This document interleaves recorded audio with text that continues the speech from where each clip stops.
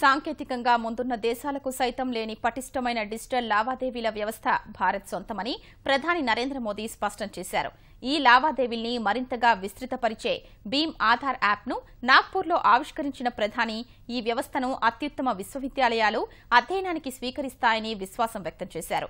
డిజిధన్ అంటే దేశాన్ని అవినీతి, నల్లధనం నుంచి విముక్తి చేసే స్వచ్ఛ భారత్ కార్యక్రమమని మోదీ తేల్చి చెప్పారు. రాజ్యాంగ నిర్మాత డాక్టర్ బిఆర్ అంబేడ్కర్ జయంతి సందర్భంగా దేశంలో డిజిటల్ లావాదేవీల్ని మరింత విస్తరించే భీమ్ ఆధార్ వ్యవస్థను ప్రధాని మోదీ నాగ్పూర్లో ప్రారంభించారు. వివిధ అభివృద్ధి కార్యక్రమాలను ప్రారంభించే నాగ్పూర్ వెళ్లిన ప్రధాని మోదీ అక్కడ నీతి ఆయోగ్ నిర్వహించిన కార్యక్రమంలో పాల్గొన్నారు. అక్కడే ఆధార్ అనుసంధానిత వేలిముద్రల ద్వారా లావాదేవీలు నిర్వహించుకునేలా తీర్చిదిద్దిన భీమ్ ఆధార్ యాప్ను ఆయన ఆవిష్కరించారు.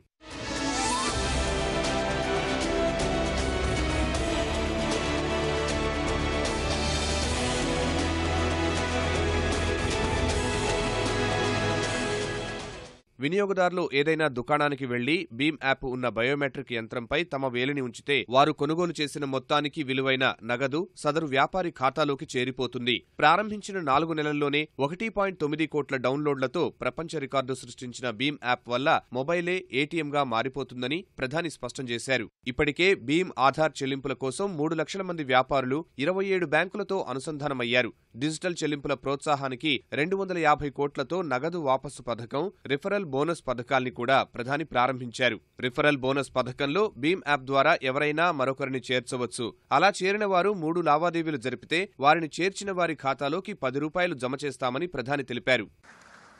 एक जमाना था अनपढ़ होने की निशानी हुआ करती थी. युग कैसा बदल गया है, वही अंगूठा आपकी शक्ति का केंद्र बिंदु बनता जा रहा है. यहां सारे नौजवान दिन में 2-2 घंटे अंगूठे पर लगे रहते होंगे. टेक्नोलॉजी ने अंगूठे को ताकतवर बना दिया है और इसलिए भीम आधार भारत गर्व कर सकता है.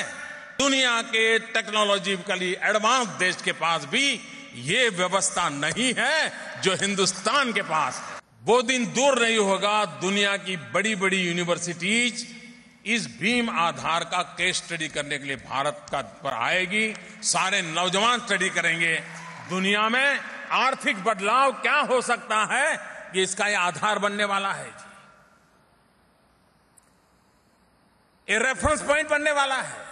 ఈ సందర్భంగా అంబేడ్కర్ కలలు కన్న భారతావని కోసం ప్రతి ఒక్కరూ ముందుకు రావాలని కోరారు. देश के दलित, पीड़ित, शोषित, वंचित, गांव, गरीब, किसान, हर किसी के जीवन में आजाद भारत में उनके सपनों का क्या होगा, उनकी आशा आकांक्षाओं का क्या होगा, क्या आजाद भारत में इन लोगों की भी कोई पूछ होगी कि नहीं होगी.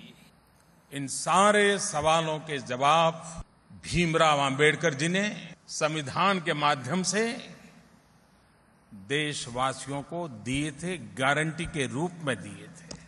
और उसी का परिणाम है कि संवैधानिक व्यवस्थाओं के कारण आज देश के हर तबके के व्यक्ति को कुछ करने के लिए अवसर सुलभ है और वही अवसर उसके सपनों को साकार करने के लिए उमंग और उत्साह के साथ जी जान से जुड़ने के लिए ప్రేరిత్ करते हैं. 2022 నాటికి అందరికీ ఇళ్లు కట్టించాలన్నదే తన ఆశయమని ఈ సందర్భంగా ప్రధాని మోదీ వెల్లడించారు. एक सपना है हमारा 2022 जब आजादी के 75 साल हो तब मेरे देश के गरीब से गरीब का अपना घर हो.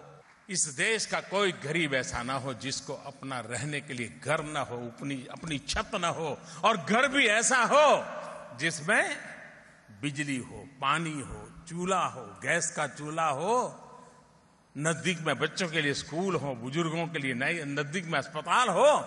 ऐसा हिंदुस्तान क्यों नहीं देख सकते? क्या 125 करोड़ देशवासी मिलकर के हमारे देश के गरीब के आंसू नहीं पहुंच सकते? भीमराव अंबेडकर ने जिस सपनों को लेकर के संविधान में रचना की है, उन संविधान को जी करके दिखाने का अवसर आया है. हम 2022 के लिए संकल्प करें, कुछ कर गुजरने का इरादा लेकर के चल पड़े. मैं मानता हूं कि सपना पूरा होगा.